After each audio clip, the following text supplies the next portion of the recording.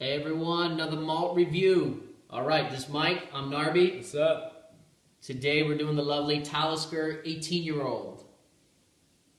Without further ado, a lot of people mistake Talisker for an Isla whiskey because it's salty, it's coastal, it's got some oystery elements like a lot of the Isla whiskeys do, but it's actually a different island. It's the Isle of Skye.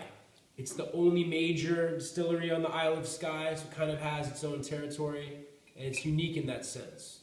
Let's check out the nose. Alright, this is a fairly recent bottling of this. This was maybe purchased about a year ago, maybe a little bit more. And it's bottled at 45.8% ABV. Yeah, so basically almost 46. It's like exactly 80 proof, if you know, like UK 80 proof. So it's got a little more oomph than like the 40%. Hopefully it helps. It's kind of a light, light gold color to it. Very light gold. Just like Mike was talking about how it's not an Isla whiskey, but it does have, it is a peaty whiskey, so you can mistake it for that. But what it is it's very, very soft and light peat. So if you're not into the whole peat thing, but you may want to start introducing yourself to it, the Talisker 10-year-old and this Talisker 18-year-old are perfect examples of you introducing peat without it being too heavy, like a Lafroig, an Ardbeg, or a Lagavulin or something like that. Right. And I'm not sure about these, but I assume like Talisker 25 and 30, the little higher end, they usually use a combination of bourbon and sherry casks, and I'm definitely getting a little bit of both elements. I'm getting a lot of the basic salty coastal, very signature Talisker notes, but I'm getting a lot of the both tropical fruits, like bourbon, and a little bit of like the chocolate, the orange, the caramel, the butterscotch notes of like a sherry cask. It's very nice. Very sweet peat. Very, very, it's like candied peat. Lemony, creme brulee, very custardy. I'm getting French pastries. It's like walking into like a pastry store and getting that pastry dough smell with the custard. Milk chocolate.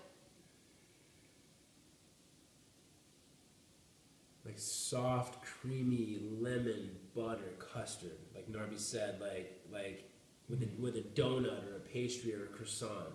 It's a great image. What he said, the French pastry in Paris or whatever. It's amazing.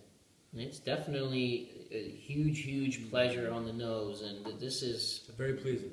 Wow. I mean, this is, as you can see, we've drinking quite a bit of it, and it's easy to drink. Yeah, it's definitely easy to drink, and it's something that you want to grab when you go to the bar. You're trying to pick your dram for the night. It's a go-to. It's definitely a go-to because compared to other malts, it's somewhat affordable too. Yeah. All right, on the palate.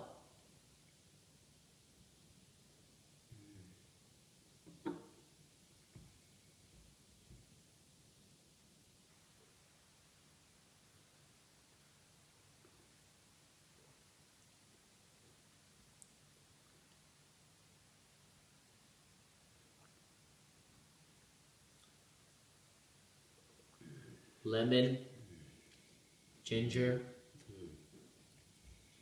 some more of those pastries, a little soy sauce. I guess that's the salt element of it, but what I thought of was soy sauce. Chocolate, very light white pepper, vanilla. Creamy on the palate. The finish lingers on the middle of my tongue, so it's a nice medium finish.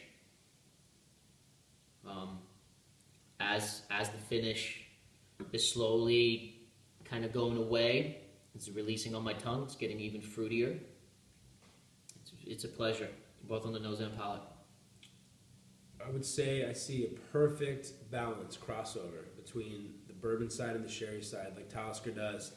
I get, Narby mentioned soy sauce. I actually get a lot of like balsamic vinegar mustard that's characteristic of some older style sherry casks, but then also crystallized lemon, crystallized grapefruit, like tropical fruit candies, a little bit of mango, and then a little bit of underlying chocolate and bitter orange, like from a sherry cask. A wonderful balance. And then meanwhile, that same Talisker signature, you got the salt, light white pepper, lemons, oysters. It's wonderful. Excellent, excellent dram. One more taste.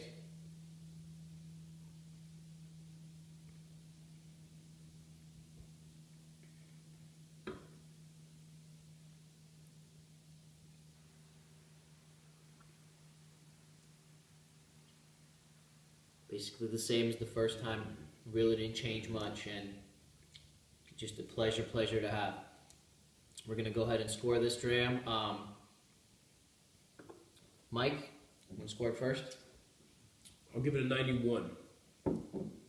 Yeah, I'm gonna give it a 90. 90 out of 100, which once again, as we've said before, once you hit that 90 mark, it's, to me, is a must buy.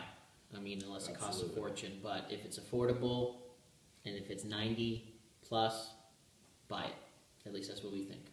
Absolutely. See you soon.